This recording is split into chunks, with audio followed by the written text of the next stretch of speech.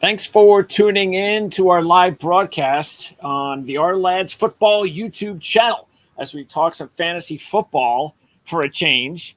It's been a while, but that's the way it is here on Our Lads. We're really knee-deep into scouting and the draft, or the real NFL draft for the 32 teams, of course, and we've been doing some scouting, getting ready for the 2024 college football season. So you can check those videos out. Matter of fact, one of them is right behind me here playing. We did a show last night on scouting the ACC top we went over some of the top defensive players to keep an eye on for the 2025 draft in the ACC. So you can check those videos out. We're going through all the teams, all the conferences, and zeroing in on some of the key players to keep an eye on for the 2025 draft. It's also really good for anybody who's just interested in college football for this season, because some of these players won't enter the draft, and these players are obviously going to be a big part of the college football season. So we're going to talk more about that, obviously, once we dial into August. And we're going to have great interviews with insiders from teams all across the country. So you want to stay tuned for that, which is the reason why you want to subscribe here on the Our Lads Football YouTube channel. And you also want to pick one of these up. This is last year's. I still have not yet received the 2024 draft review guide, but that's coming in my mailbox any day now. So that means it can get in your mailbox as well. Again, this is the 2024 NFL draft review guide, because this was the NFL draft guide for the 2024 draft. This is still available at ourlads.com. So while you're picking up the draft review, if you haven't already picked one of these up, go ahead and get them both. And trust me, if you're a big-time football fan and you're really into the draft, you're not going to have a better publications that will give you the scouting reports on all the players, most of the players, probably 95% of the players that are going to be on rosters this season in the NFL from this draft class are in this draft guide. So check that out. And again, for future videos here at Our Lads, go ahead and subscribe, because Jared and I, this is the first of our ahead of 2024 for the NFL season, Jared. And of course, we started a league last year for the first time, a Dynasty League, where we had 6 members that came from your association and 6 members from mine. So we figured that'd be really cool to have like Our Lads Football Network insiders against fantasy football experts from the Draft Sharks family. And this was our first draft, actually rookie draft, that we conducted ourselves that just ended about a month ago. Right. Yeah. And this is my 6th Dynasty League. I've done 5 of my 6 Dynasty rookie drafts. So I feel really prepared to, break down the class, break down the strategy that you kind of want to be deploying as you're doing your 2024 rookie drafts. Yes, and why don't you also boast for our audience, because you received a nice award last year, didn't you, for representing Draft Sharks around fantasy football land? Yeah, most accurate preseason rankings over the last 3 years. That's from Fantasy Pros, so kind of collects pretty much there's I think there's 200 analysts that submit rankings to Fantasy Pros, and they grade accuracy each year for both draft rankings and in season, weekly rankings. And over the last 3 years, that would be from 2021 to 2023, or no, I guess it would have been 2020 to 2022. I had the most accurate draft rankings. We'll see if I maintain that lead when they kind of announce the results of this past season's rankings from 21 to 23. Correct. Okay. Well, good luck to you. Fingers crossed. Yeah. Good luck. And either way, well-deserved. Your site is just growing by leaps and bounds. And everybody has to start somewhere. And it's not like it's only been around for a year or two, but you guys still, it takes time to get noticed nationally sometimes. We all know that. And you guys are still developing an identity that really just seems to be at the early stages, which is the best time to be a part of it. So I'm sure you're really excited to be a part of the company. No question. Draft Shark's been around since 1999. So crazy. I know, right? Yeah. Yeah. So definitely well established. I think we've established ourselves as, having some of the most accurate projections and rankings in the industry. And really over the last couple of years, we've been focusing on our tools, draft tools, in season, start, sit, waiver wire trade tools. So I think we've kind of paired at this point, kind of the best rankings with the best tools. All right. Well, we're going to continue to market that and talk about that as we get closer to the season, because next up is going to be, talking about constructing your final rosters, going over final maybe waiver pickups and any trades you want to make before the season begins. There'll be some injuries and things of that nature. And again, this is for dynasty leagues, even though you guys do it all. But it was obvious that if we were going to have a relationship and talk about it on a video like this, it was going to be dynasty because of the impact with this type of draft. And that is the specialty, of course, at our lads. And that is taking a look at the NFL draft, scouting players, putting out that draft guide, which has been around for 3 decades or so. And so that's why last year it was real exciting for me, because I know you've been a part of 6 of them. This was the first for me for a dynasty league. So I was real excited to get involved with it. I thought the timing was right because I've been doing fantasy for about, 15 years or something like that. Never got into dynasty.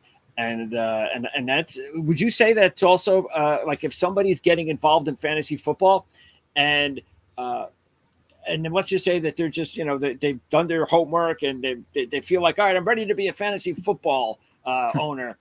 Would you say that, yeah, just dive in and you can be just as good in regular year-to-year fantasy leagues or dynasty leagues? Or would you say, well, if you're going to do it right and you don't want to like lose money or whatever the case may be, or you don't want to look stupid, it might be best to just give it a few years because dynasty league is a little bit more intricate. Yeah, definitely more intricate, more time consuming. Dynasty is almost a 365 a day year kind of thing, right? Like you're always, first of all, you got to be paying attention to the draft, free agency, all that. You're kind of, reshaping your roster throughout the year. So it's more time consuming. I think it's a different skill set being a dynasty player versus a redraft. Generally, I would say if you're new to fantasy, I would start with redraft. The exception would be if you are a big college fan, if you're someone who, reads all this RLAD stuff about upcoming rookie classes, like you actually might have an edge in dynasty and that might be your best avenue. So it kind of depends on the person. It definitely depends on how much time you want to invest into this. Because again, in a dynasty league, you can invest quite a bit of time. It sort of turns into a part-time job.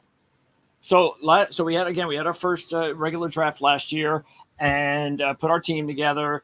And when did you have the feeling or the strategy that, this is going to be one of those years or one of these leagues where it's going to be in my best interest to just zero in on trying to rebuild my team starting with next year's rookie draft, which we had a couple months ago? Because if you take a look here, of course, this is you, obviously, with the first pick. So you did get the first pick, and funny in a way, of course, because your partner, Matt, is all the way over here with the last pick. So Matt wins the championship, beats me out in the championship game and the first one, and then you get the first pick. So completely different, I guess, strategies. But when did you know last year, at what point, that it was going to be that type of year for you?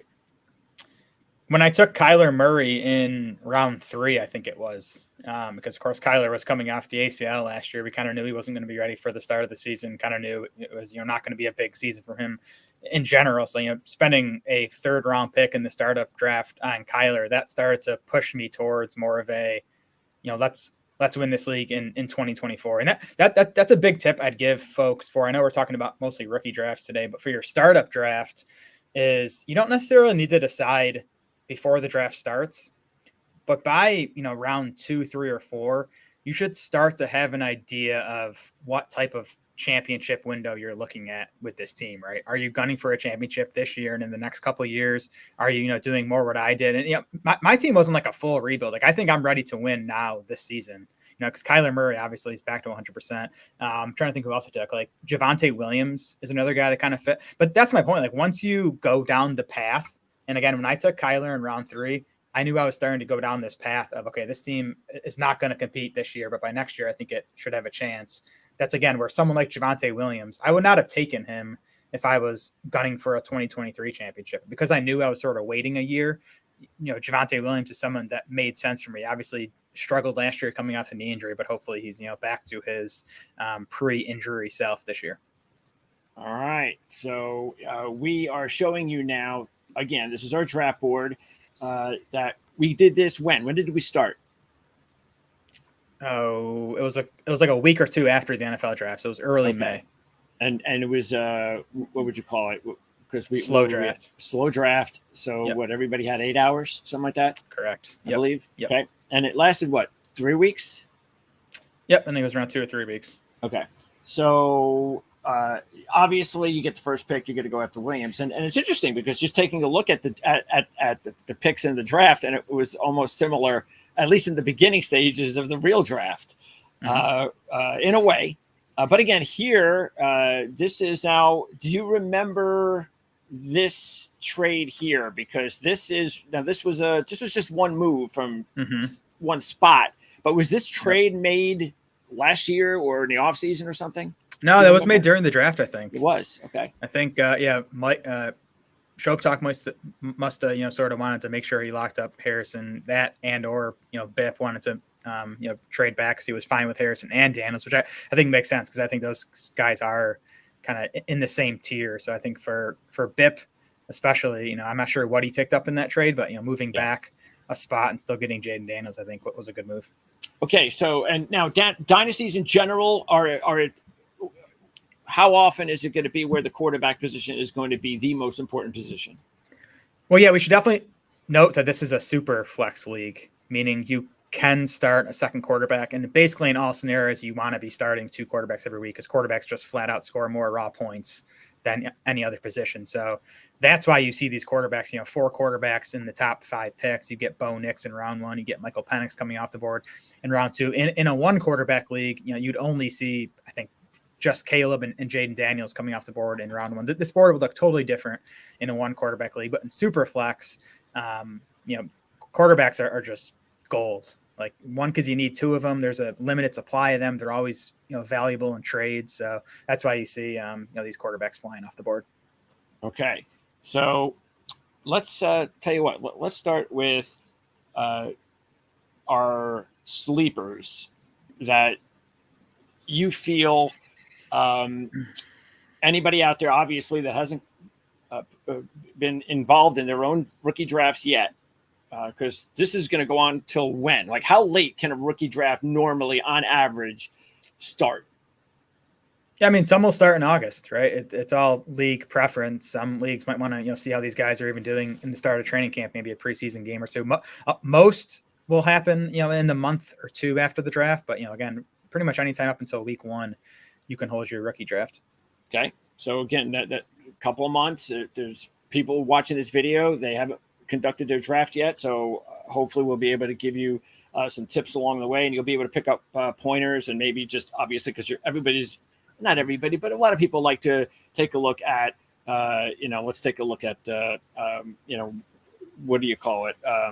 An example depth chart. What's the term I'm looking for? A mock draft. So that's always useful, having a mock draft. And this is what this is for you guys. This is a mock draft, even though we have trades, of course, but it all is relevant because most dynasty league, every dynasty league is going to not only have trades, but allow you to have trades during the draft as well. Would you say that 100% dynasty leagues allow draft trades during the draft, correct? Oh yeah. I've never been in one that does not. That's one of the most fun parts about dynasty That's right. leagues, all the trading you can do.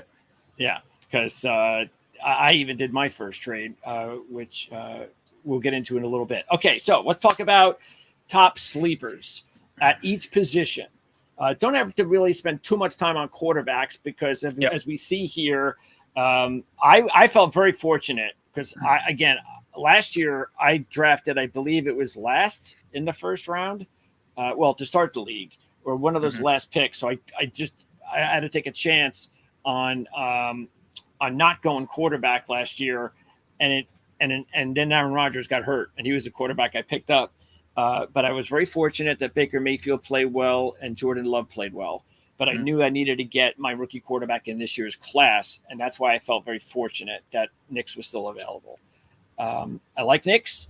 I like Nix, of course, because of where he's going. That he's going to be taught by a genius offensive mind head coach. Yep. So Nix, Rattler, Penix, Travis, do you consider any of these guys sleepers in any way, or talk about, I guess we'd have to probably talk about maybe even Penix, because take a look at where he was drafted. He was not drafted early.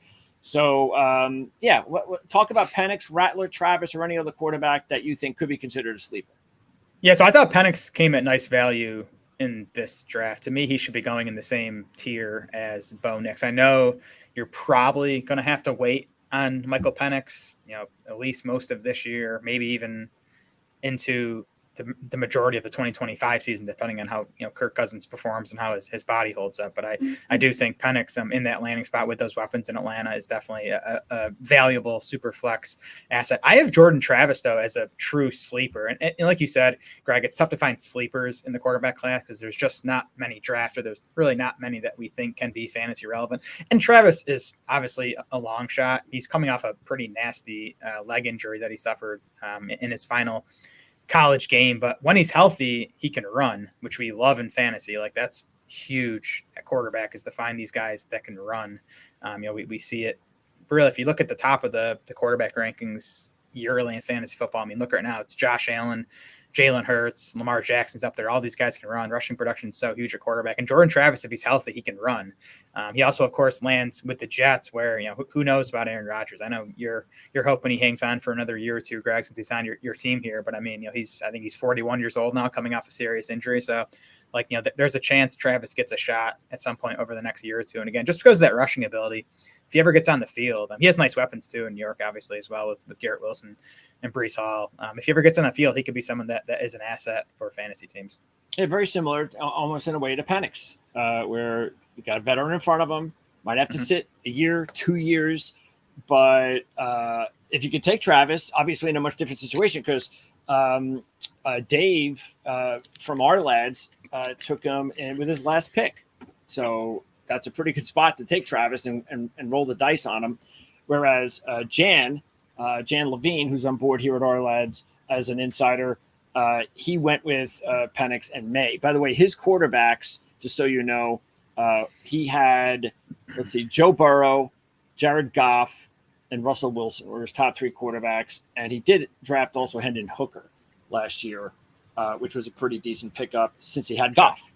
So that made a lot of sense. So, all right. Now, let's talk about the running back position. So give us a couple of your sleepers. The first running back that was taken went to Kent Sterling. Just interviewed Kent a couple days ago on the Indianapolis Colts. So that video is up here on our lads channel. So Kent went with Brooks as the first running back taken in the draft. And then, of course, you can see all the other running backs that were in green once you get past Brooks. But talk about the sleepers, because at the running back position, you're always going to have good sleepers. So who are your favorite sleepers?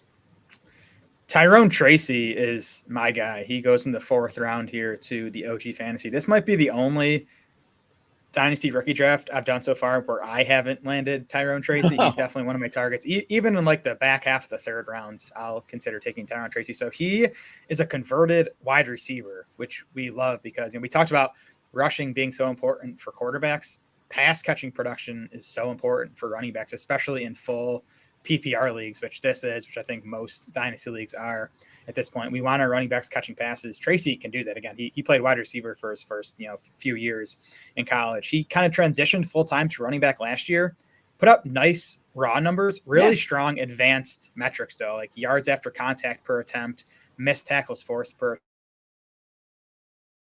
really well at the combine. He's a really good athlete. And then he lands in New York where, they signed Devin Singletary to a deal in free agency. To me, Singletary is a total jag. He's not a special back. I think there's potential for Tracy right away to claim a pass catching role in that backfield and maybe even start to eat into Singletary's early down snaps as the season progresses. So I love Tyrone Tracy. All right. Some other running back. Well, let's take a look at yours. So you took Wright and Ali. Now, keeping in mind, of course, the good thing about Ali is that when he's healthy, he was a very spectacular running back in the group of 5, but still a very spectacular running back. When you take a look at him, and he's got good ability. He's on Baltimore, which I think is a key there, because you see all the injuries that they've had at the running back position almost every year. It seems like they go down their depth chart like almost every season. I know it's luck, But that's where he lands. And then also Wright. And I think Wright's also a very interesting running back, even though he's considered one of the top running backs. But still, he gets lost in the shuffle a little bit. But, you're on the Miami Dolphins. Yeah, you're exactly. like one injury away from possibly getting, a decent amount of snaps. And we saw what happened last year when a rookie got some decent snaps or a second-year player, I forget, from Miami. So, talk about those two guys. Yeah, Wright is a guy that definitely climbed our rookie running back rankings post-draft, just landing in Miami. You said it, Greg. I guess Miami and San Francisco are like just the clear two best run schemes in the NFL, and you get a guy with Wright. Mike McDaniel doesn't mess around. He knows what he wants. He wants fast guys, and Wright is one of the fastest running backs in this class. So, he's gonna start as the third running back on the depth chart behind Achane and Mostert. But, we know about – Achane got hurt last year. He's a smaller back. Mostert is 31 now and has had a ton of injuries in his career. So, Wright could get on the field this season. And, again, with that speed, he can definitely make plenty of big plays in that offense. Then Ali, if Tracy's my favorite running back sleeper, I'd say Rasheen Ali is my second favorite. There's stuff to like about his prospect profile, right? Like you said, he had nice college production. He has pretty solid size. But for me, I think he could be their number 2 running back this season. Keaton Mitchell's coming off his ACL injury. He's an undersized back. Justice Hill's not a special player. I think Ali, if he's healthy, could be the number 2 there behind Derrick Henry, who, has been durable throughout his career, but he's getting up there in years too. So at some point, you got to think he's going to break down. So I think Ali has a pretty decent path to playing time in Baltimore. Yeah, and again, keep in mind that Ali would have been drafted, looked at even a little earlier if it wasn't for his injury.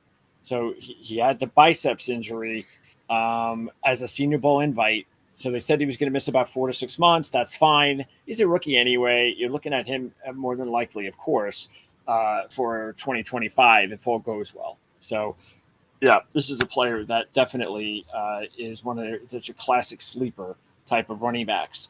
Okay. And then a couple of ones that I just wanted to throw in there that I think if everything goes right, I would be I'd be definitely looking at. First of all, Jan went with Vidal from Troy.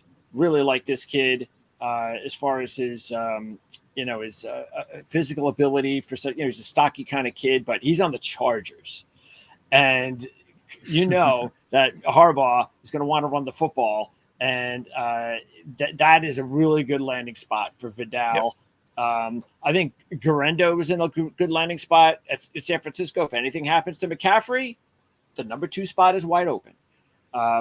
Allen is having a tremendous OTA so far, rookie mini camps and everything. So they love what they see in Allen, especially out of the backfield, because he didn't catch much the first several years, a little bit last year with the coaching change, but he didn't get an opportunity. And sometimes that gets looked at as, well, he can't catch. But that's not the case. He just didn't get the opportunity. He's looking good in that role. Obviously, you have Brees ahead of him, so he's not going to have to come in and be the workhorse. But the Jets are looking for somebody to relieve Brees, and definitely Allen looks like he's got the leg up in the number 2 role. Also, I would bring up, Davis at Buffalo. I took these 3 running backs myself. I think Davis is a guy to keep an eye on.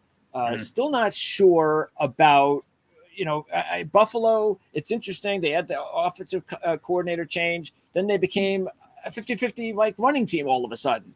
And it was working. But I'm still not completely sold. Obviously, I know you offered a trade with me during the draft. And then I stabbed you in the back about a few hours later and traded him somewhere else. But anyway, the fact was that Davis still, even though I did not have the number 1 running back anymore at Buffalo, I felt that this is a really good player that has the opportunity that if something happens where the number 1 guy just doesn't cut it, or the fact that he could end up getting carries around the goal line, I thought that was something. Right. I also like Shipley. And by the way, Buffalo, of course, so I took Gore. But Shipley's another one. I really like Shipley at Clemson. I think things just didn't happen all that well for Clemson the last couple of years offensively. I don't think that's his fault. And now he's on a team like the Eagles, where that running back position and that offense, I think he's the type of guy that can do a lot of things. And that's why I think he's a player that's definitely going to be around the NFL for a long time. And I thought the destination was the main reason why I liked picking him up. Yeah, I like the Davis pick from you, especially. I think James Cook kind of is what he is, right? Like he's never going to be a feature back dominating the backfield work, and Buffalo kind of showed that they want someone else to spell him by taking Ray Davis. I think you want Ray Davis to be getting the goal line work, which maybe he will over James Cook. The issue there is that Josh Allen's kind of Buffalo's goal line back, so that'd be the concern for me. Ray Davis can also catch the ball too. So I think at minimum, like if something happened to James Cook, then you're talking about Davis as, like a 3-down back in that Bills offense. And then he's probably like a, top 20 fantasy back for as long as James Cook is out. Yeah. And the other thing, Cook had some really bad drops last year. So, matter of fact, I remember watching games, obviously because he was on my team, and he had 2 like really bad timely drops that could have extended drives for touchdowns and didn't. And that's where he's going to have to improve upon. Okay. And then, so is there anybody else before we move on to receiver that you wanted to throw in there that I did not mention that fans should keep an eye on? Oh, Estem. I like it. Estime, yeah, because we're really not sure yet about what's going on there, and I think he is the worst case scenario. You he could wind up getting goal line carries even early in his career. Yeah, I'm generally optimistic on Javonte Williams. I think his disappointing efficiency last year had to do with the nasty knee injury, multi-ligament knee injury he suffered.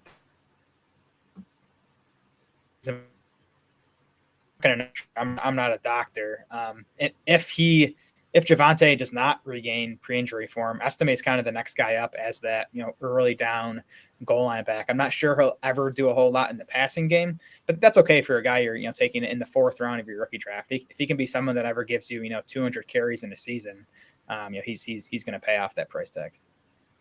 Let's talk about receivers. Let's talk wide receivers, and the first, of course, we mentioned Marvin Harrison already, so that made a lot of sense. And then, of course, the top guys, Neighbors and Adunze. But this was the first little kind of monkey, and this is interesting because you do have Xavier Worthy, who's on the Chiefs. And so this is exactly where the difference is between a fantasy draft and the regular draft, because Brian Thomas is the better prospect, so he's going to go earlier. But in fantasy, Worthy's with Patrick Mahomes and the Chiefs. So what do you think about the way that worked out? Is that would you have said that after you did these top 3 that it's 50-50 before taking Thomas or Worthy first, or do you think taking Worthy first was a little bit unusual over Thomas? So for me personally, I would have had Worthy and Thomas 50-50 pre-draft. Okay. I didn't think Brian Thomas was a considerably better prospect than Xavier Worthy. I think there's stuff to like and stuff to be concerned about with both guys, which we can get into if you want. But for me, Worthy landing with the Chiefs, sometimes fantasy football doesn't have to be complicated, right? Like you just landed with Patrick Mahomes. Chiefs spent a 1st-round pick on him. Chiefs traded up in the 1st round to make sure they got him. That's enough for me to push Worthy ahead of Thomas, but they're still in the same tier for me. I don't think there's a massive gap, but if I am picking between the 2, I'm taking Worthy. I agree. I like Thomas better than Worthy, but if you're looking at landing spots, because right now you just still don't know. You're still unsure about Lawrence. You're still unsure about that team, the franchise in general, and you are not unsure about Kansas City, their franchise, their stability, their quarterback, and so forth. So, yeah, I agree with that. All right. So, outside of that 1st round, talk about some sleepers. Talk about some wide receiver sleepers to keep an eye on. Well, my favorite sleeper is the guy you took in round 2, Jermaine Burton. I like him a lot. He spent 2 seasons at Georgia and 2 seasons at Alabama. He transferred midway through his college career, but for me, just playing for those 2 schools, that tells me that guy's talented to, get significant playing time at Georgia and Alabama. Burton actually led Alabama in receiving each of the last 2 years. He averaged 18.7 yards per catch. He's a speedy downfield weapon, and he lands with Joe Burrow in Cincinnati. Now I think right away, Burton could be the number 3 wide receiver on this team with Tyler Boyd out of the picture. Burton has a couple other young guys to compete with, but I think he has a chance to win that role. That alone could make him like a lower end fantasy option at some point this season. I mean, we've seen Tyler Boyd post decent numbers even behind Jamar Chase and T. Higgins. Then the exciting thing for Burton is longer term. It doesn't seem like T. Higgins has a future in Cincinnati beyond this season, right? He's playing on the franchise tag. They're just not going to be able to afford him alongside Joe Burrow and Jamar Chase. So by 2025, you could be talking about Jermaine Burton as the number 2 wide receiver in Cincinnati. Yep, I obviously agree. And the other guy that, and I'm not going to call him a sleeper, but he did last probably a little longer than I thought. I don't know. That's just me, and that's Mitchell. And this is the reason why I changed my mind on the trade, because I was going, well, Mitchell's still available, and I really do need, because I needed young receivers. That was my weakness. And I wanted to get 2 in this class. And the only way to assure that I could get 2 now was to make that deal for Cook and to go ahead and get Mitchell. So I really like where Mitchell landed with the Colts. I think their offense is going to be, it's got potential to be explosive if Richardson, gets it. They've got a coach who knows how he's coaching offensively. So I like where he went, especially in this draft. And then as far as any other potential sleepers, I mean, you took Coleman, by the way. I think he is a hit or miss receiver, though, in my opinion. So why did you go ahead and, take the chance on it? Because there were other receivers available when you took them. Yeah, well, so I do like Coleman over McConkey and Mitchell and the rest of these guys. I'm with you on Coleman being hit or miss. And I was honestly trying to trade out of that spot. I was trying to trade out of the 201. Yeah, that's why we talked. Either just trade down, trade for a veteran, which is what I was especially trying to do. Couldn't get a deal done. So, Coleman was top of my board. I took him. I agree. He's a boom bust player. He's not a great separator, which always scares me. He's more of a contested catch player. Those kind of players have gotten me in trouble in the past. I was a big fan of J.J. Arcega-Whiteside coming out, and he was obviously a bust. I think there's, some comparison between him and Keon Coleman. But I think with Coleman landing in Buffalo, kind of same deal with Xavier Worthy. Like, landing in Buffalo helped Keon Coleman's case. Like, there's a path for him to be the number 1 wide receiver as soon as this season, and he's playing with Josh Allen. I think Josh Allen's an aggressive passer. I think Coleman needed to land with an aggressive passer that would be willing to throw to him when he's covered, because, again, Coleman does not create a ton of separation. He's more of a contested catch guy. I think Josh Allen will be willing to throw to him even when he's covered. So I think if Coleman's going to hit, landing in Buffalo definitely boosted his odds. All right. Other guys I wanted to throw out there, I really think Baker with the Patriots could end up their top receiver. Matter of fact, I like him over their what was it? They picked their first receiver in the 2nd round, I believe. Jalen Polk. Yeah, and I like Baker better. So I think Baker. Now the only thing is, of course, is the growing pains early on. You've got a rookie quarterback and all, but that could develop into a very nice relationship when you have 2 rookies coming out in the same class, quarterback, receiver. So I really like Baker. I was trying to get him, and that's why. See, my hope was I had Mitchell, Burton, and Baker, and I wanted to get 2 of the 3 of them. And I was happy that I got 2 of the 3 of them. But Baker definitely would have been somebody I would have picked up. Yeah, I'm with you.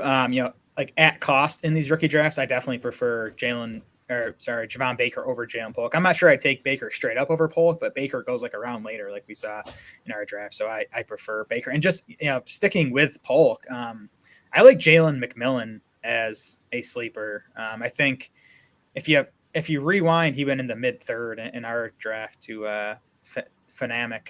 I think if you rewind to this time a year ago, McMillan, I think, would have been drafted ahead of Polk in the NFL draft, and he probably goes ahead of Polk in Dynasty rookie drafts. McMillan just dealt with a bunch of injuries last year, and that sort of allowed Polk to have his big season. But McMillan lands in Tampa Bay, probably the number 3 wide receiver this year, best case. But neither Chris Godwin or Mike Evans are signed long term. I think they're both going to be free agents by 2025.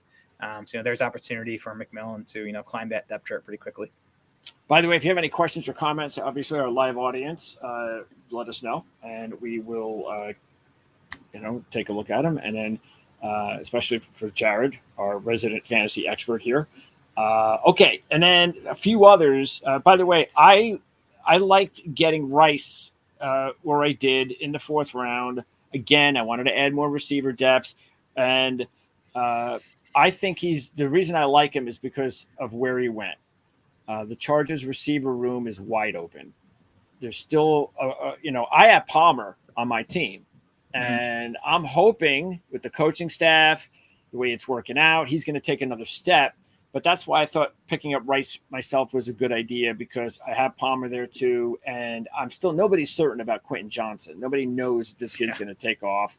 They already added McCaffrey. So I figured this is a guy that probably going to end up as one of my top 3, stash guys. And then we'll see what happens in 2025. And Washington was another one. Yep. And then all of a sudden, I'm like, I was really thinking there's a couple of guys that I didn't take that I really thought I was going to take later in the draft, and it just didn't work out that way. And I just hope it doesn't come back to haunt me. And this was one of them. I really thought I was going to grab him late, and I decided to go with Rice instead. But yeah, you're already hearing some really positive things out of Miami regarding Washington. And I think that's just like we talked about with Wright, I think it's a great spot for him.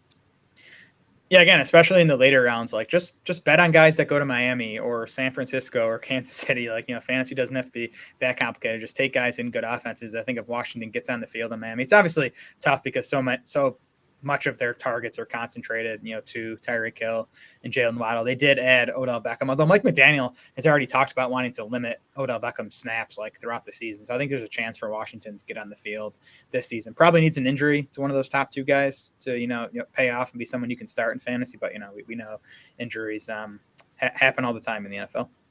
All right. Now let's talk about actually one more really not deep, but tight end position.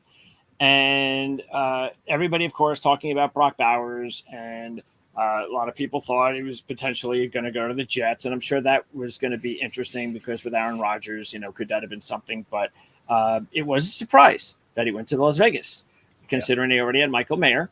But I give them credit. Why not? It's a different era in football. And one of them could just work the slot, so it doesn't really matter. So I think that's going to be interesting. Kevin took Bowers. Where he took him, is that about right?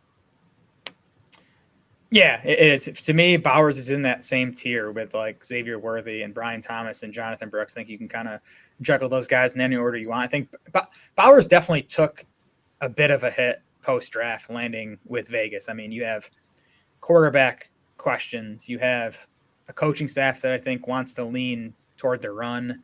You have Devontae Adams, who is still a target hog. I think Michael Mayer is only a small concern to me for Brock Bowers. I think there are bigger concerns. But in Dynasty, a big general strategy, a big general concept, you just want to bet on talent more than situation, because situation changes really fast in the NFL. We could be looking a year from now at Brock Bowers' situation. They find a quarterback, maybe Devontae Adams moves on, whatever happens. The situation could look a lot better a year from now. So don't overrate situation. Bet on talent. Brock Bowers is one of the most talented tight end prospects we've seen come into the NFL in a long time. So you definitely don't want to let him drop much farther than this in rookie drafts. Okay, but definitely first round. Yes, for sure. I think, yeah, to me, 12 is the absolute latest he could go. That's okay. A 12-team draft. Got it. All right, Now let's talk about, because everybody else is a sleeper.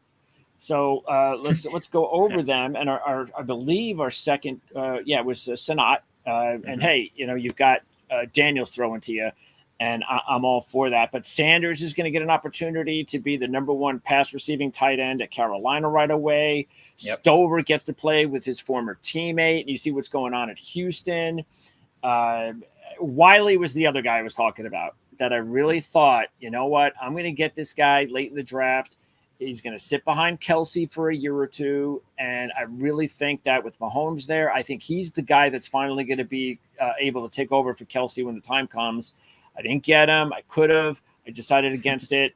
I went with someone else. And then he goes to Fanamic, who, of course, is Kevin Knight, who works with Falcoholic.com. But anyway, he's one of the top sleeper tight ends for myself. But talk about, in general, who are your favorite tight end sleepers? Yeah, Jared Wiley, there's been a lot of buzz on him in the spring. He's off to a good start, so definitely stock seems to be on the rise. My favorite sleeper tight end is Eric All. who goes in the 4th round here to Shope Talk, lands in Cincinnati. So kind of same deal as Tremaine Burton. Like, for starters, you're landing with Joe Burrow and, what really is a top 5 passing game when Burrow's healthy. So that helps. I think he's a sleeper because he dealt with a ton of injuries in college. He needed spinal surgery in 2022, tore his ACL this past year, missed about the second half of the season with that knee injury. But when all was healthy, he flashed solid production at 2 different schools. He finished 2nd on Michigan in both catches and receiving yards in 2021. Then he transfers to Iowa, led the team in receiving yards last year, despite missing the final 7 games with that knee injury. That's how productive he was before going down. So I think, and by the way, Iowa has obviously produced quite a few solid NFL tight ends. So you kind of like tight ends coming out of Iowa. So Eric All in Cincinnati, really, we'll see about. I think by next season, if all's healthy, he's the end for Joe Burrow. Yeah, because Cincinnati, they've been playing musical chairs with their number 1 tight ends for the past ever since the coaching change, 5 years ago. And maybe they finally got their guy. Like you said, he's got to stay healthy. Otherwise, if he stays healthy, I 100% agree as a Michigan fan, because he's the full package. The kid can block too. He's now, again, where he excels is in fantasy and receiving, and that's where he's going to be an asset. But the kid also has the ability to block if need be, which is going to get him on the field as often as possible. By the way, the kid McLaughlin, I also think, is somebody to keep an eye on. The Arizona tight end. I know he wasn't drafted. He probably shouldn't be drafted, but that's a kid. Just keep an eye on him especially with All's injury. Keep an eye on him. See what's going on in camp. See what goes on in the preseason. And if he looks pretty good and you need a future tight end, take a look at him. All right. Before we move on, I want to ask you about overrated players. So give me, tell, and again, across the board at every position or any position, which players do you consider overrated? Yeah, I didn't really have an overrated player at quarterback in this class. I'm actually high on all the top 6 at where they're going in ADP. I think in Superflex, they're all solid picks. So nothing at quarterback. At running back, I think Blake Corum is overvalued. To me, he is most likely a handcuff to Kyren Williams. I don't think Corum is a threat to take Kyren Williams' job as the lead back in LA. Now, Corum's a super valuable handcuff. Like if something happens to Kyren Williams, Corum is good enough in that scheme to put up big numbers. I just don't want to be drafting a handcuff at this point that early second round. Yeah, that early. So I'm out on Corum. I have Ladd McConkey is a bit overvalued at wide receiver. I just think I know the tape guys like him a lot. He creates separation, good route runner, all that stuff, which I buy. His college production just was not good. And I know he was playing, with Brock Bowers in an offense that didn't put up big passing numbers. But even last year, McConkey was not a full-time player in that Georgia offense. He never finished top 2 among Georgia wide receivers in pass routes in any one of his 9 games last year. So that worries me. Yeah. I think there's obviously opportunity in LA with a solid quarterback, but as we talked about with the new coaching staff, they want to run the ball a lot. So I can't get excited about McConkey's upside. And then at tight end, again, kind of similar to quarterback, no one that's super overvalued. I do think you might start to see Theo Johnson go too early in Dynasty rookie drafts, just with the Darren Waller retirement news. Like that obviously clears a path for Johnson to have a role this season. And he's an exciting athlete. He never put it all together in college, never put up big numbers. I think production is always more important than athleticism as you're kind of evaluating these prospects. So I think, again, at this point in the 4th round, Theo Johnson is fine. But with the Waller news, I think you might start to see him, creep up into the 3rd. And at that point, I think he'd be overrated. All right. Let's see. I'd probably, I'm not, tell you the truth, I'm really unsure about the Washington receivers outside of Neighbors, but I'd rather go with, say, McMillan if he's going to get drafted in the 3rd round over Polk in the 2nd. So I would say that. Also, like I said, I think Coleman is could work out really well, especially with Josh Allen there. Could also be that what we saw last year with some of the drops he had is the beginning of him just not being able to elevate his game to the next level. I have no idea. We don't have. It's a draft. It's a crapshoot. But the kid's talented, and he's with Josh Allen, so he's going to have a shot. But keep an eye on him. I'd keep an eye on him definitely in the preseason. I'd want to know what's going on in camp, and if he's catching everything in sight, if everything's looking good, all of that. You watch him in preseason games, and everything's going fine. Okay, I'm fine with that. But if you start noticing even just the slightest bit of inconsistency, I'd be a little bit worried about him. Let's see. Also, as far as anybody else, I'm just, Rattler, what did you think of Rattler? Because he was a 3rd round pick in our draft. I don't like his deep game. And I think if you're not a consistently good deep ball passer, that's going to affect you in the NFL. But there's no question. He really took off at South Carolina when things looked lost for about a year and a half. Yeah, I mean, to me, he should be the 7th quarterback off the board. I don't think he should go that much farther ahead of Jordan Travis, obviously. And that's really, you go back to the rushing, right? Like Rattler's just not going to give you much rushing. So even if he gets on the field at some point, and he might, right? Because I think Carr doesn't have a super long future in New Orleans, I don't think. So maybe we see Rattler at some point. But even in that case, I just don't think he's going to be a real difference maker for fantasy. All right. And by the way, Benson was the 2nd running back taken in the league. And I think that's about right. That's going to be a team to keep an eye on for sure now with Kyler Murray healthy and you get Benson. How's that going to affect Connor, do you think? Yeah, we'll see. Connor, well, I mean, fantasy players never like James Conner, and I get it because he gets hurt a lot and he's older now. But, man, last year he was a top 10 running back in fantasy points per game. He was near the top of the league in like almost any rushing efficiency metric you want to look at. So I like Trey Benson. I think if James Conner plays as well this year as he does last year, I don't think Benson's going to eat into his workload too much. Franklin gets to play with his college teammate. That could be a big plus for him. I couldn't believe how far he fell in the NFL draft. I like him a lot. Yeah, that's true. Yeah. He didn't fall here. So no, he didn't. But yeah, I agree. I mean, I get it why he did, but I agree. I just think that was a little bit too far. And Denver, another team that has opportunity. There's opportunity there at the wide receiver spot. And now you have your college teammate. So, he's going to get his fair share. Lloyd could be interesting in Green Bay just because of the fact that they're making the transition. Do you think Green Bay's better off with a younger Josh Jacobs or an older Aaron Jones? I have lost a lot of sleep already this offseason thinking about the Packers backfield because I don't know which way it's going to go. LaFleur throughout his coaching history so far has preferred committee backfields, and it could definitely be a committee again this season because they have Josh Jacobs. They spend the draft pick on Marshawn Lloyd. They bring back A.J. Dillon. On the flip side, they gave Josh Jacobs a big contract in free agency. And the one thing Jacobs has proven so far in the NFL is he can be a workhorse, right? He can play 80% of the snaps. He can handle 20 plus touches per game. So I don't know how this is going to go. I will say there's been a lot of buzz on Marshawn Lloyd already this spring, and Josh Jacobs missed a little time with injury. So like if it keeps trending that way, I could see Lloyd carving out a role this season. Long term, I definitely like Marshawn Lloyd. I think I'd have to pull up Jacobs' contract. I know it was like a 4-year deal, in quotes, but it's really like a 1 or 2 year deal that the Packers can get out of pretty easily. So you could definitely see Lloyd as Green Bay's lead back in the next year or two.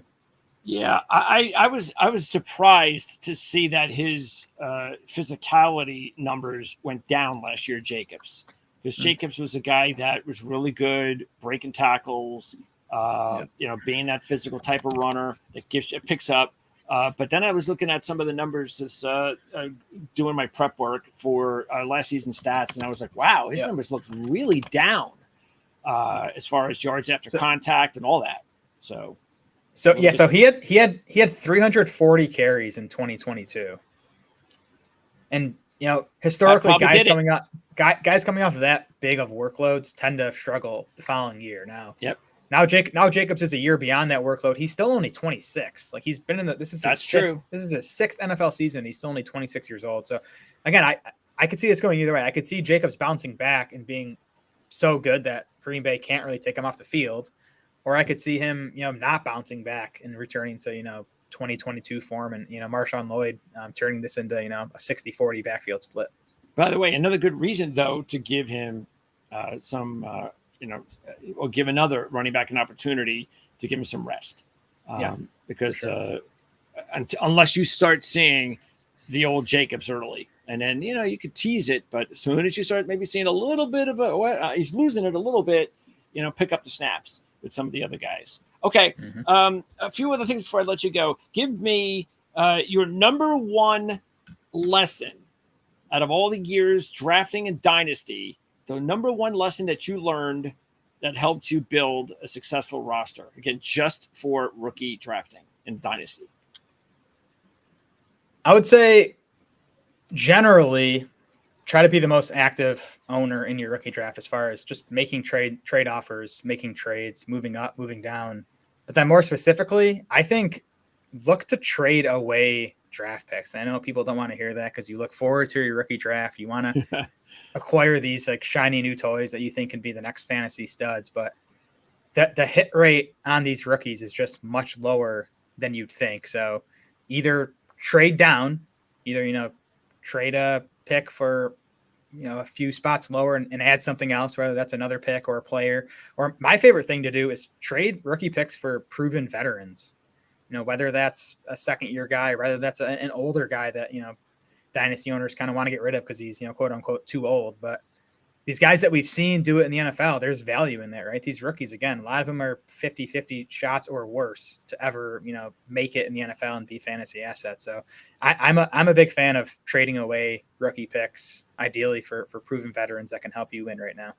Where would that line be as far as, okay, because I hear about in our league for the last year or so, I've heard a lot of, hey, looking for a first round draft pick, or so if that's the case, and somebody wants a first round draft pick and is willing to offer up some veterans, and we're talking about a good veteran, somebody that you're interested in, is there a line where you have to say to yourself, well, where do I think I might be drafting in the first round? I don't want to be giving him, exactly. Or it ends up to be the second pick in the first round as opposed to maybe the seventh in the first round. Yeah, that's a complicated question that there's no like cut and dry answer to, right? It depends on your team. Like you said, Greg, trying to project where you're going to be picking the following year is huge, right? Because giving up an early first round pick is a lot different than giving up a late first round pick. Knowing the next year's rookie class and how good it is, which is where I think you could have an advantage, or anyone that reads our lad stuff could have an advantage, just getting familiar with, the 2025 rookie class right now. I think the more you know about the 2025 rookie class right now, the better moves you can make, whether it's trading away next year's picks or trading for, say you're weak at running back and next year's running back class is not strong. That might mean you want to trade for a running back, a veteran running back, rather than waiting till next year's rookie draft to get one. So I will say we have trade charts at Draft Sharks that will help you with these moves. We have a dynasty trade calculator. You can kind of plug in, a trade you're thinking about making, and it'll spit out all this data for you to look at, how the trade's going to affect you this year, how it's going to affect you over the next 3 years, what it's going to do for your team's average age. Like, it'll give you all this data to help you make better trade decisions. So we definitely have tools at Draft Sharks to help, because the answer to that question is definitely complicated. Is this it? Those are the trade value charts. Yep. So you're on Superflex PPR. So perfect. So, we have 2024 picks, or we have the future rookie picks. So if you're talking about trading a 2025 pick and kind of what that might net you, you'd want to be looking to, find comparable numbers, right? So a 2025 early round one pick we're saying is worth, 43 points. So you could kind of look down through the positions to see, what that might get you in return. Okay, cool. There you go. That's the way it should be. It should be guys like you, the experts, doing all the work and making it easy for us or anybody out there that has, regular 40, 50 hour a week jobs, and they don't have time to put all this. That's the idea. Yeah, exactly. Right. So there you go. Awesome. All right. Next up is give me a percentage of, since you've been doing this for a while, give me a percentage of the later round picks. Like for you, you only had one later round pick, and that was Ali. So give me a percentage of those later round picks that actually wind up, when it's all said and done, week one comes around and they are on your roster.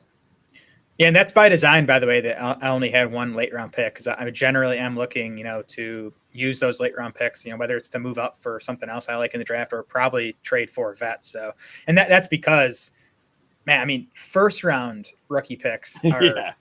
tend to be 50-50 bets. These late rounders, I don't know, 5 to 10% of them are ever going to help your fantasy team. So I try to not have too many to begin with. And then even when I do, I'd say, I don't know, maybe half of them end up making it to my final roster because I like to be churning them even throughout the summer, right? As we get training camp news, I'll dump a guy I took in, round 5 or round 6 of a rookie draft for, someone else on the waiver wire. Always kind of just be following the news, paying attention, and just sort of optimizing your roster. Again, that's why we said these dynasty leagues can be like part-time jobs with all the work you're doing. All right, and then we'll wrap up with your top overall draft strategies for the viewers out there that you would like to share. I'm sure you probably even do a bunch of reports that, if you are a member at Draft Sharks, you're going to get these email blasts that are going to let you know, including the trade value one. That's what's so cool about it. You put the work in, then you send the blast out, you let everybody know, hey, we've got a new report for this, that, or the other thing. And this is, I'm sure, one of them that you post every year are your draft strategies. So give me a couple of your favorites for Dynasty leagues like ours. Yeah, just general strategy. So again, we talked about being active in trades and generally looking to, trade out of picks. Beyond that, my other top tip would be in rookie drafts, prioritize value over need. I think a lot of times you can get caught up in looking at your roster and thinking, oh man, if the season started now, I would not have a good running back too. So I better, reach for this running back over this, better wide receiver or this quarterback that should come off the board.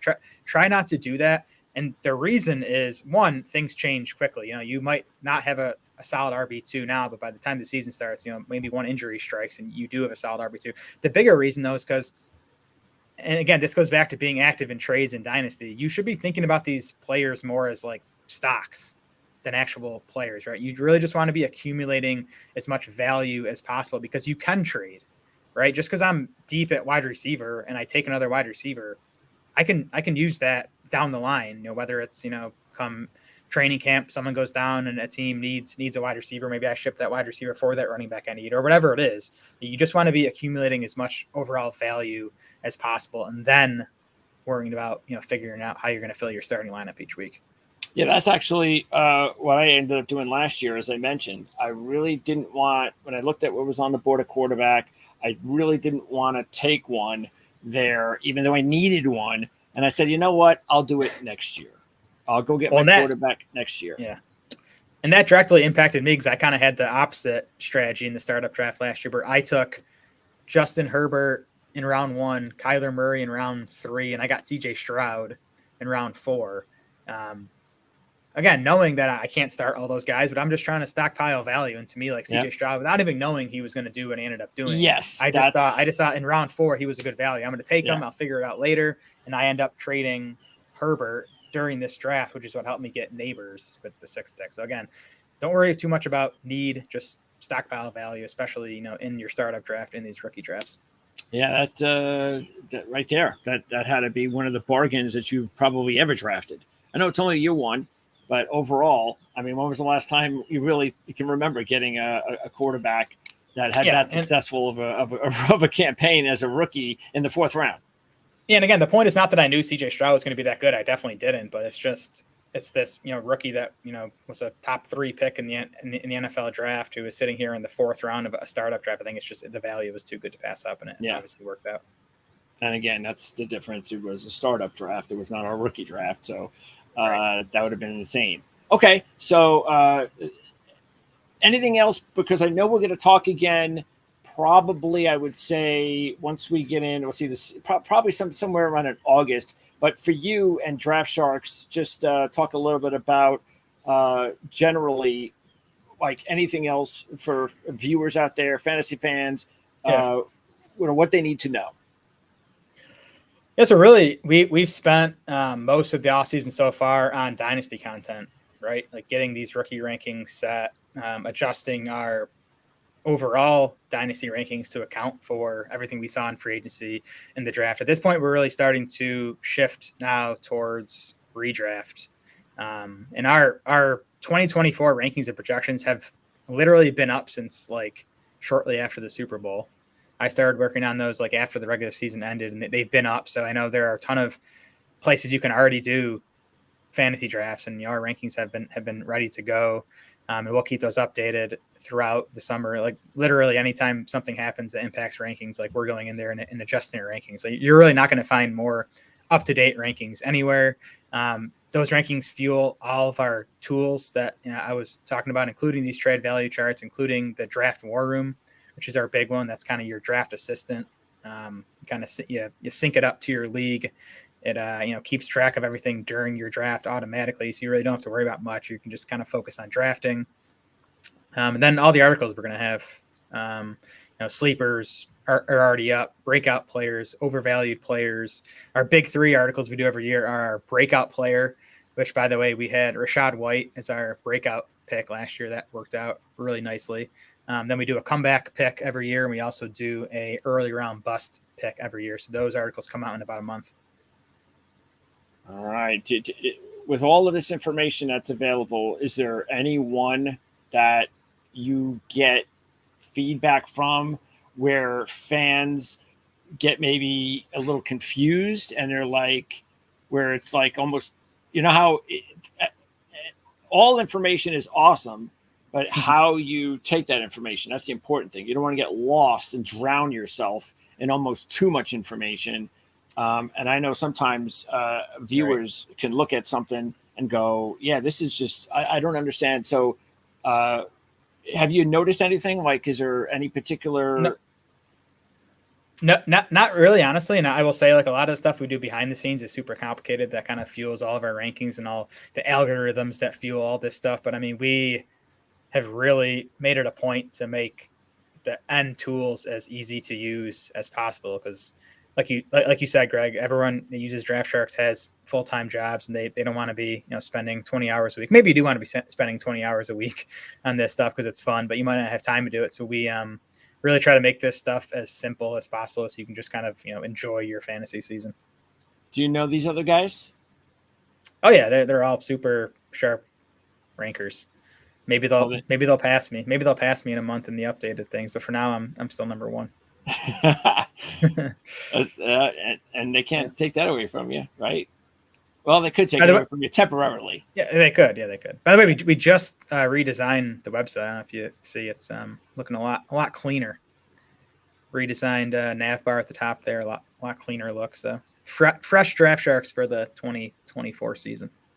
Yeah, and again, also remind everybody this is really cool stuff here, the Shark Bites, because this just gets you nonstop information on everything that's going on in the NFL regarding player transactions, injuries, and things of that nature. Correct? Correct. Exactly. Yeah. Any fantasy relevant news you're going to find in that area. All right. Well, it was really cool being able to talk some fantasy football with you for a change, Jared. Of course, Jared and I have been doing some golf during the non-football. When the football season ends, we have a golf relationship regarding podcasts that we have on Prime Sports Network, and also a new one on YouTube called Tee Off with Jan Stevenson. But that's also coming to an end soon because the football season is beginning. Of course, you're never off as far as football, but I can't wait to get back into it, really almost full time. This is almost the beginning, especially for you and I. So I look forward to talking to you again at some point, maybe in the next month or so. We'll talk during the season. And also I'll look forward to talking to some of the other experts at Draft Sharks, including Matt. And how many guys do you have now as far as that are called like analysts? You're up to like 4 or 5 full-time analysts now. Then we have some part-time folks that help us during the season. But yeah, we're definitely growing. Okay. And don't forget too, this is available right now. I bet you if you order this very second, well, this is 2023, but the 2024 version, who do you think's on the cover? Because last year was Richardson, and he was not a top pick. So who's on the cover? So it's going to be a rookie. It's going to it's going to be a rookie because this is a draft review. Okay. So yeah.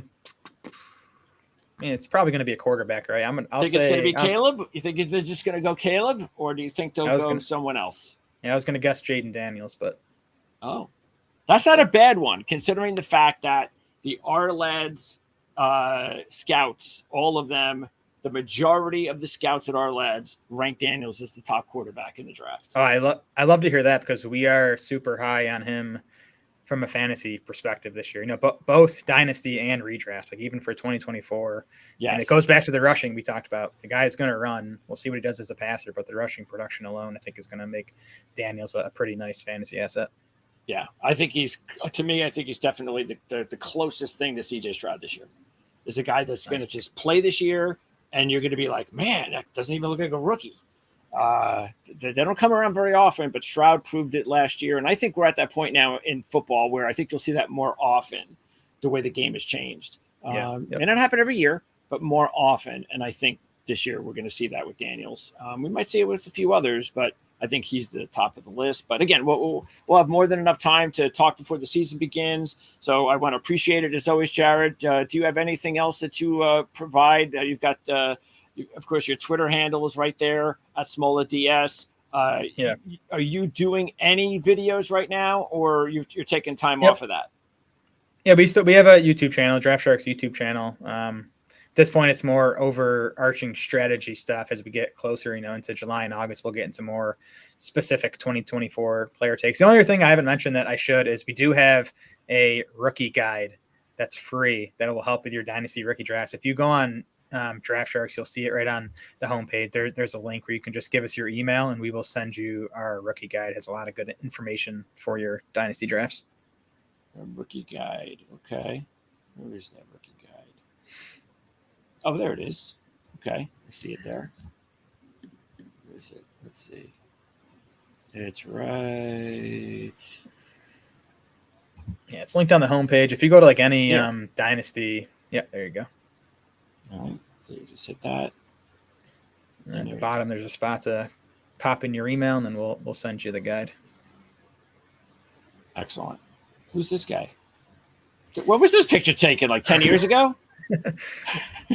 That's just that picture was taken right after I shaved. Oh, is that it? And it's black and white. It's black and white, yeah. Yeah, that combo does wonders. All right, Jared, appreciate it. We'll talk more football real soon here on Our Lads Football YouTube channel, the Our Lads Football Network. Can't wait. And everybody, don't forget, if you have any questions or comments, obviously a majority of people watching have missed the live broadcast. So anybody out there that's watching the on-demand, if you have any questions, comments, I will definitely make sure, somebody will make sure that Jared gets them forwarded to him so he can respond if you have anything specific for Jared. Or again, you can also check out his YouTube channel and ask him whatever you want to ask him. Go to his Twitter page too, and you can make fun of him there. So Jared, appreciate it as always. I'll talk to you real soon. I know you're going on vacation for a week, so enjoy that. Where are you going? Just a few days, unfortunately, not a full week, but we're just heading down to the Finger Lakes. Not traveling too far. I got 2 kids now, one's 7 months old, so I wasn't going to put them on an airplane. So we're just taking a quick road trip for a few days. A long weekend will be nice. Where is that? Because you're up north. You're northeast, right? Yeah. Well, yeah. I'm in Rochester. The Finger Lakes are an hour south. Okay, so that's still north for most of us, but south for you. Yes. Okay. Correct. All right. Anyway, you can go to Finger Lakes and hang out with Jared and the family if you like, but I'm sure he would not appreciate that, so stay away. All right. Anyway, we'll see everybody soon here on the Our Lads Football Network. Don't forget our next video, I believe, is going to be next week. We're going to dive into the Big 12. We've already done the ACC, the Big 10, and the SEC. So we'll do the offensive players to keep an eye on for the 2025 NFL Draft from the Big 12 and sometime next week right here, or at least that I'm going to be a part of on the Our Lads YouTube channel, Our Lads Football Network. We'll see you next time.